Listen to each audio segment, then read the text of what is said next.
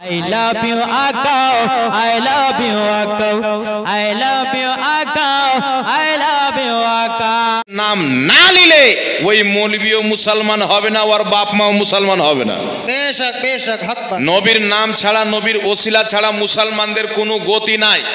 আর এখন কাঠমুন্সি বেরিয়েছে, বলছে নবীর ওসিলা লওয়া চলবে না। কেন চলবে না রে ভাই? বুখারী শরীফের মধ্যে হাদিস আছে, সাহাবায়ে কেরাম হযরতে আব্বাসকে একটি উঁচু জায়গাতে নিয়ে গেলেন, যাওয়ার পরে দোয়া করছেন, আল্লাহ এতদিন তোমার নবীর ওসিলা দিয়ে দোয়া করতাম, এখন তোমার নবীর চাচা আব্বাসের ওসিলা দিয়ে দোয়া করছি, তুমি বৃষ্টি দাও। আল্লাহ সঙ্গে সঙ্গে বৃষ্টি আরম্ভ করে দিল। হাদিসটি বুখারীর। তো কিছু কানা মৌলবি বেরিয়েছে, যাদের ব্যাপারে আমার রসুল বলেছেন সেহায়ে সিত্তার মধ্যে হাদিস, কায়ামতের পূর্বে কিছু দাজ্জাল বের হবে, কিছু কাজ্জাব বের হবে, যারা এমন এমন ফাতোয়া দিবে না তোমরা শুনেছো না তোমাদের বাপ দাদা শুনেছে। তো বলছে যে সাহাবায়ে কেরাম নবীর চাচা হযরতে আব্বাসকে নিয়ে পাহাড়ে গিয়ে আপনার একটি জায়গাতে গিয়ে তার ওসিলা দিয়ে দোয়া করলেন, এই জন্য যে ওই সমাতে নবী ইন্তিকাল করেছিলেন, আর মরা মানুষের ওসিলা দিয়ে দোয়া করা জায়েজ নাই। এদের বড় ইমাম ইবনে তাইমিয়া লিখেছে শিরিক। চিন্তা করেন। কিন্তু সাহাবায়ে কেরাম হযরতে আব্বাসকে কেন নিয়ে গেলেন?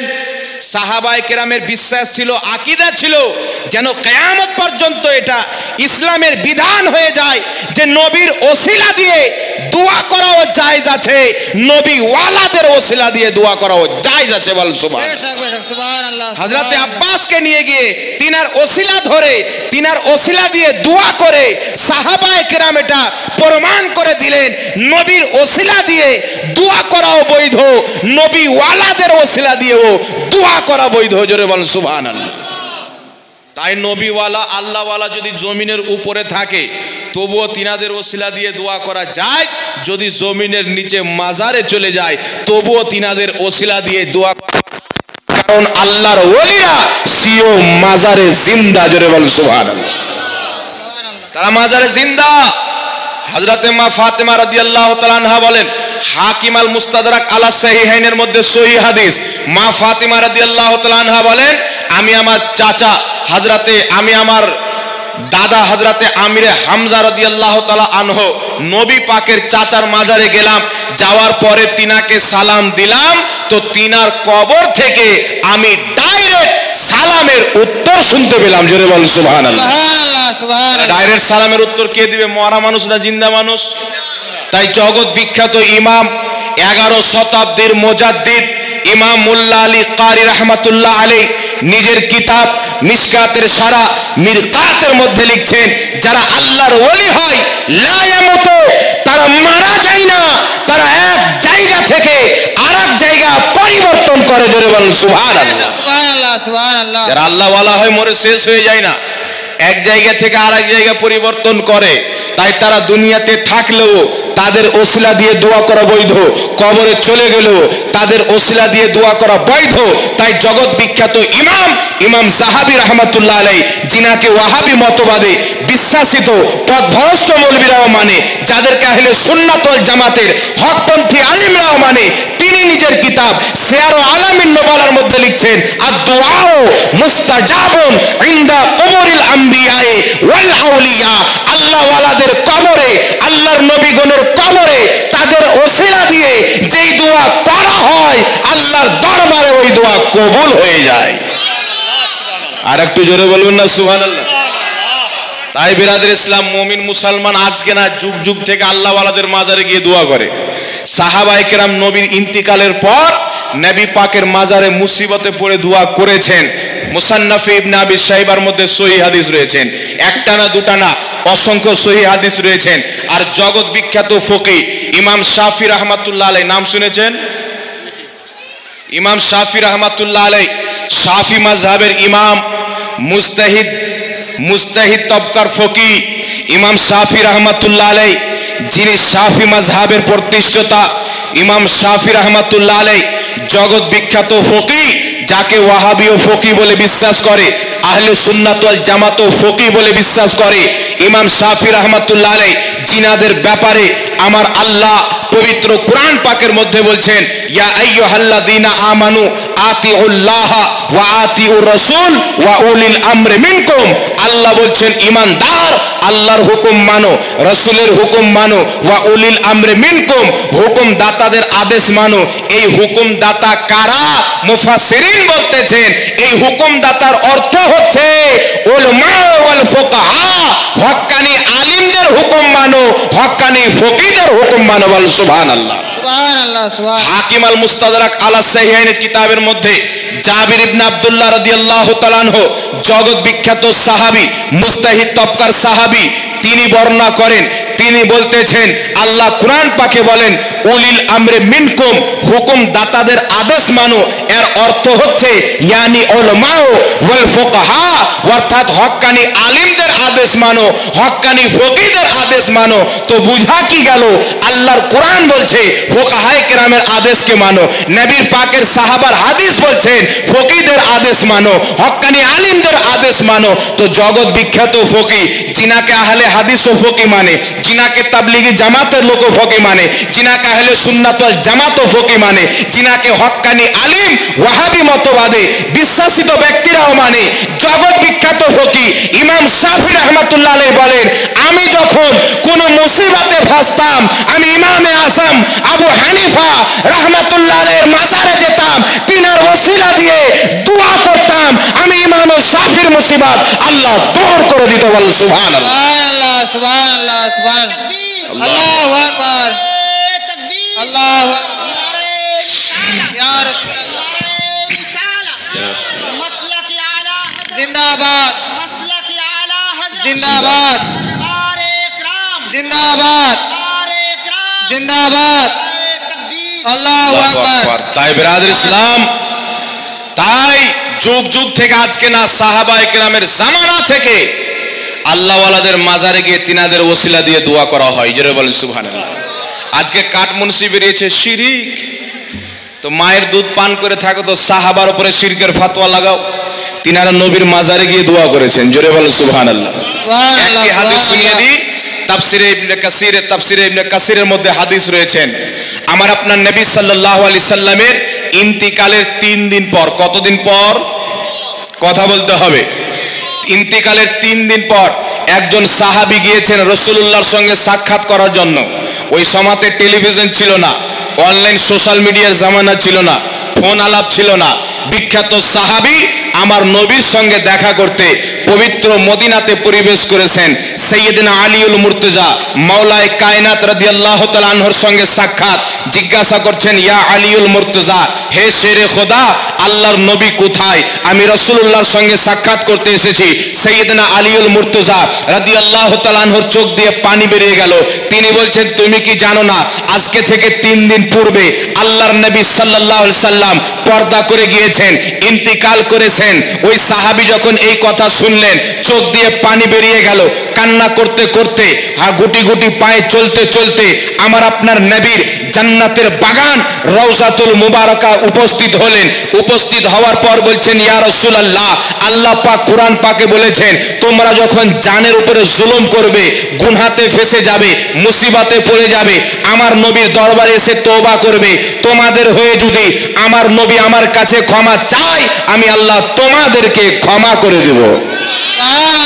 সাহাবা বলছেন ইয়া রাসূলুল্লাহ ইয়া হাবিবাল্লাহ, আমি আপনার সাহাবী জানের উপরে জুলুম করেছি, অত্যাচার করে আপনার দরবারে হাজির হয়েছি। ইয়া রাসূলুল্লাহ ইয়া হাবিবাল্লাহ, আমি সাহাবীর বিশ্বাস দুনিয়াতে থাকাকালীন যেমন আপনি উম্মতের ব্যথা বেদনা দূর করে দিতেন, আপনি রওজা মুবারক থেকে উম্মতের ব্যথা বেদনা দূর করতে পারেন। তাই আমি আপনার সাহাবী আপনার দরবারে এসেছি। ইয়া রাসূলুল্লাহ ইয়া হাবিবাল্লাহ, আমি আমার জানের উপরে জুলুম করেছি, অত্যাচার করেছি, যতক্ষণ পর্যন্ত আমাকে না ক্ষমা করা হবে আমি আপনার রওজা থেকে যাব না, আমি আপনার দরবার থেকে যাব না। হযরতে আলী রাদিয়াল্লাহু তাআলা আনহু বলেন, এই কথা বলতে বলতে ওই সাহাবী নবী পাকের রওজা মুবারকের মাটি নিয়ে নিজের মাথার উপরে ঢালতে আরম্ভ করলেন। মাটি নিচ্ছেন, মাথাতে ঢালছেন, বারবার বলছেন, ইয়া রাসূলুল্লাহ, যতক্ষণ পর্যন্ত আমাকে না ক্ষমা করা হবে, আমার মাগফিরাত করা হবে, আমি আপনার কবর থেকে যাব না। এমনি বলতে বলতে হযরতে আলী বলেন, আল্লাহর কসম, আমি আলী শুনতেছিলাম, আমার দুই কানে আওয়াজ আসলো, নবী পাক সাহিবে লাউলাক সাল্লাল্লাহু আলাইহি ওয়াসাল্লামের কবরের মধ্য থেকে আওয়াজ আসলো, যাও, আন্নাহু কাদ গফারা লাকা, আল্লাহ তাবারাক ওয়া তাআলা তোমাকে ক্ষমা করে দিয়েছে। বলেন সুবহানাল্লাহ। সুবহানাল্লাহ, সুবহানাল্লাহ। আল্লাহ তাআলা তোমাকে ক্ষমা করে দিয়েছেন। নবী পাক সাল্লাল্লাহু আলাইহি সাল্লামের কবরের মধ্যে থেকে আমার আপনার নবী ওই সাহাবীর জন্য দুই হাত তুলে দোয়া করেছেন। আল্লাহর নবী আল্লাহর কাছে চেয়েছেন, আল্লাহ, আমার সাহাবী গুনাহ করার পর, জুলুম করার পর, অত্যাচার করার পর আমার দরবারে এসেছে, আল্লাহ তুমি তাকে ক্ষমা করে দাও। আল্লাহ তাবারাক ওয়া তাআলা ওই সাহাবীকে ক্ষমা করে দিয়েছেন, আর তার ক্ষমা হওয়ার সার্টিফিকেট আমার নবী মুস্তাফা নিজের রওজা মুবারক থেকে প্রদান করেছেন। বল সুবহানাল্লাহ, সুবহানাল্লাহ। আজকে যারা বলতে চায় নবী মরে গেছেন, মাটির সাথে মিশিয়ে গেছেন, নাউজুবিল্লাহ, নবী মরে গেছেন, শেষ হয়ে গেছেন, কিছুই করতে পারে না, শুনো, এটা তোমার মতন বেঈমান মৌলবীর আকীদা হতে পারে, তোমার মতন পথভ্রষ্ট মৌলবীর বিশ্বাস হতে পারে। জগৎ বিখ্যাত হক্কানি আলিম হযরতে শেখ সাদি রাহমাতুল্লাহ আলাইহি, বিশাল বড় আল্লাহওয়ালা হক্কানি আলিম, বিশাল বড় মুহাদ্দিস, বিশাল বড় ফকিহ, বিশাল বড় ইমাম, তিনার কি আকীদা ছিল দেখেন। তিনি আমার আপনার নবীর শানে একটি গজল লিখছেন, বালাগাল উলাবি কামালিহি কাশাফাত দুজাবি জামালিহি হাসানাত জামিউ খিসালিহি। তারপরে কি বলবেন মনে আসে না। তিনটি ছন্দ হয়েছে, বালাগাল উলাবি কামালিহি কাশাফাত দুজাবি জামালিহি হাসানাত জামিউ খিসালিহি। চতুর্থ ছন্দ মিলাইতে পারছেন না, টেনশনে পড়ে গেলেন, অনেক চেষ্টা করছেন, ব্রেনে আসছে না। রাত্রিবেলা নামাজ আদায় করে মুসাল্লাতে ঘুমিয়ে গেছেন। আমার আপনার নবী তাজদারে মদিনা রহমাতুল লিল আলামিন শফিউল মুজনাবিন আনিসিল গারিবিন बेकसों का कस बेसहारों का सहारा गुनहगार उम्मत को पार करने वाला नबी मोहम्मद रसूलुल्लाह सल्लल्लाहु अलैहि वसल्लम স্বপ্নের মধ্যে এসে বলছেন, শেখ সাদি, তুমি আমার শানে যে গজলটি লিখতেছিলে, আমি মুস্তাফাকে ওই গজলটি শোনাও। সুবহানাল্লাহ, সুবহানাল্লাহ। জোরে বলেন না সুবহানাল্লাহ। তুমি যে গজলটি লিখতেছিলে, গজলটি শোনাও। আমার নবী স্বপ্নতে এসেছেন, আমার নবীর স্বপ্ন সত্য না মিথ্যা? নবী পাক বলছেন, মান রাআনি ফিল মানাম ফাকাদ রাআল হক, যে আমাকে স্বপ্নে দেখলো সে আমাকেই দেখলো। বলেন সুবহানাল্লাহ। যে স্বপ্নে আমাকে দেখলো সে আমাকেই দেখলো। তাই রহমাতুল লিল আলামিন নবী স্বপ্নতে এসে বলছেন, সাদি, আমার শানে যে নাত লিখতেছিলে, নাতটি শোনাও, গজলটি শোনাও।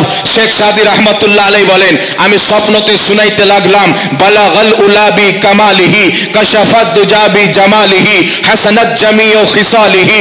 এই কথা বলে চুপ হয়ে গেছেন। আমার নবী বলছেন, শেখ সাদি, চতুর্থ নাম্বার ছন্দটি আমি মুস্তাফা বলে দিচ্ছি, সাল্লু আলাইহি ওয়া আলিহি। বাবা, সুবহানাল্লাহ, সুবহানাল্লাহ। আর একটু জোরে বলেন না সুবহানাল্লাহ। তাকবীর, নারায়ে তাকবীর, নারায়ে রিসালাত, নারায়ে রিসালাত, মাসলাকে আলা হযরত, মাসলাকে আলা হযরত। জিন্দাবাদ। শেখ সাদি রহমাতুল্লাহ আলাইহি আমার নবী বলছেন, সাদি, চতুর্থ নাম্বার ছন্দ আমি মুস্তাফা বলে দিচ্ছি, সাল্লু আলাইহি ওয়া আলিহি। এই কথা বলে নবী পাক চলে গেলেন। শেখ সাদি রহমাতুল্লাহ আলাইহি নবী পাক সাল্লাল্লাহু আলাইহি সাল্লাম যাওয়ার পূর্বে নিজের শরীরের একটি চাদর, যে চাদর নবী পাক সব সময় নিয়ে থাকেন, ওই চাদরটি তোহফাতে দিলেন। সাদি, তুমি আমার শানে নাত লিখেছো, আমি নবী মুস্তাফা খুশি হয়ে আমার চাদর তোমাকে পুরস্কার দিয়ে গেলাম। সুবহানাল্লাহ, সুবহানাল্লাহ। বলতে হবে সুবহানাল্লাহ।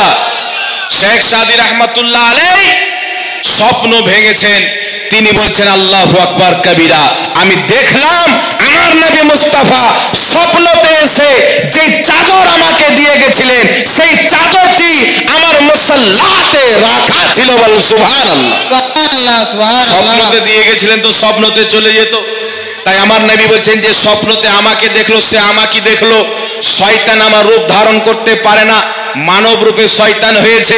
বলছেন নবী আমার মতো নবীর চেহারা দেখলে সাহাবী হয়ে যায়, নবীর চেহারা খিদার্ত পেটে দেখলে খিদা মিটে যায়, নবীর চেহারা দেখলে দুঃখ কষ্টকে ভুলে যায়, নবীর চেহারা দেখলে আযাবকে ভুলে যায়, নবীর চেহারা দেখলে দুনিয়াকে ভুলে যায়। মুস্তাফার চেহারাকে দেখলে বেঈমান কলমা পাঠ করে মুসলমান হয়ে যায়। বেশক, সুবহানাল্লাহ, সুবহান